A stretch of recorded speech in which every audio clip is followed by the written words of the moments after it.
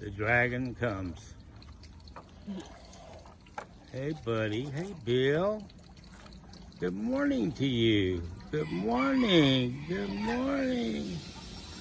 How do you like my phone? Does it taste good? You're such a good guy. All right. I hope you enjoy the rest of these videos about socializing lizards, and we try to teach you a little bit about what we have learned.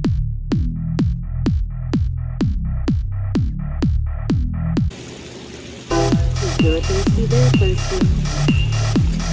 Give your cyclers their water.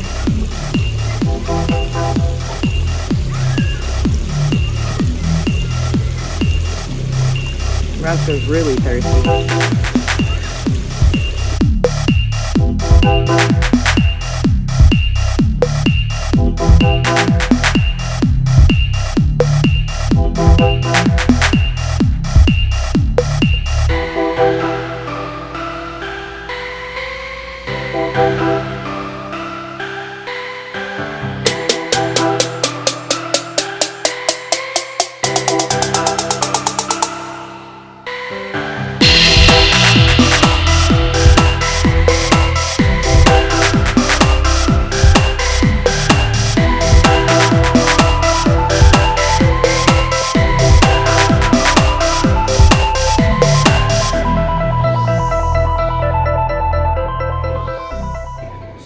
Your lizard to be friendly, like little Elion here, the little baby Cuban iguana.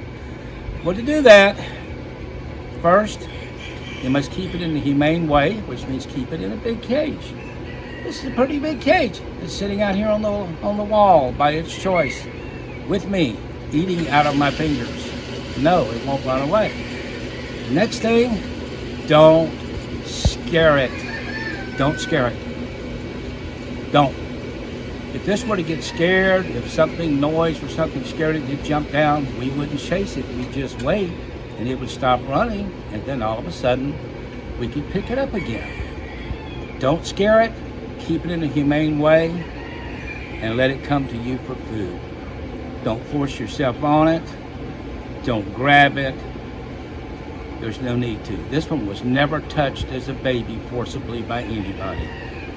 And just look at him. He actually loves people, and he really loves me, and they do know one person from another.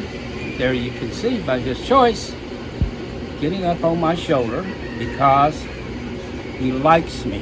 He's bonded with me. Yes, reptiles can bond with you just like birds can. What we do here is we sort of try to make the habitat sort of suitable like the animals like in nature, and that's why it's important that that you research these in nature. This is the habitat for a big white-throat monitor, Johann. And you can see the minute that we open the door, he's coming over here to see what's up, because it's something that we feed him a treat. Now these are found in South Africa, or the southern, actually, other countries in South Africa, but that's South Africa, I should say. But they're often found around rocks and in rock piles, and you can see in the back how we have the rocks stacked so that hopefully he feels more comfortable, and certainly it seems it's working out that way. And here you can see him eating, and in a second you'll see him use what is called dexterous forearm use, which is sort of like unusual in lizards. And he sort of learns to separate the rocks from the chick. He hasn't done it yet that I've seen, but when he does, I'll let you know. How big is this cage? The cage itself is 16 or 12 feet long, and it is 8 feet wide. And this is bare minimum size cage for this size lizard. The lizard is about 5 feet long. Anything smaller is not really appropriate.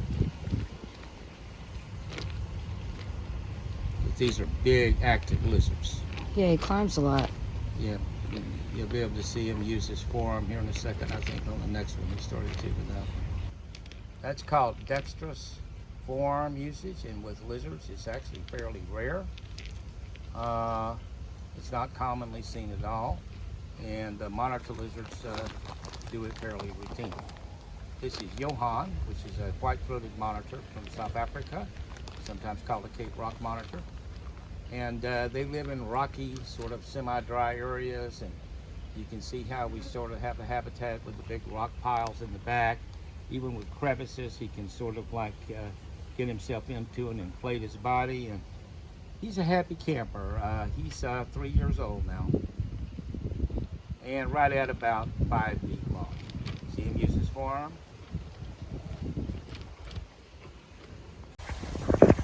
Humane caging.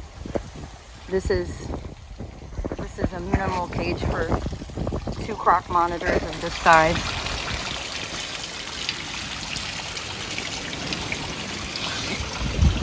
Hi, Phil. Hi, Phil.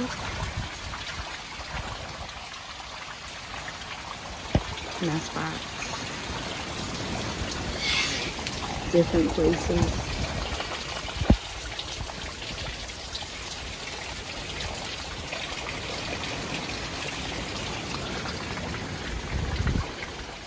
Bill. I'm in here inside of a cage with a recently imported crocodile monitor we call Scarface because he's got a big scar down his head. Now, as I'm approaching him, I want you to notice what Scarface does. First thing, he's not running away. He's not puffing his throat. He's not trying to bite me. In fact, he's going to come over and see me. And he was living wild in New Guinea, conservatively speaking, about 18 months ago. Still in the jungle. It's an adult male. Think about that. It's all about keeping them in a humane way and being kind to them. See why we call him Scarface? Scarface.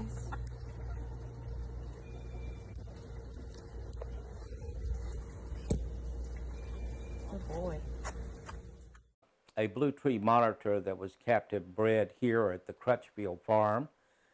This particular diminutive monitor is only found on one small island off New Guinea called Batanta and is potentially critically endangered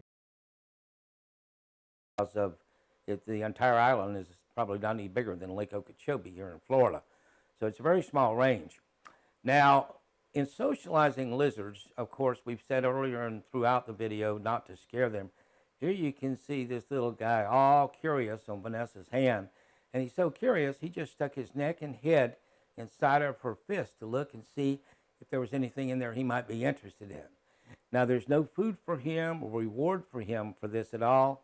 He's doing it strictly because he is curious. But at the same time, he's seeing Vanessa with his tongue. They actually view with their tongue more than their eyes.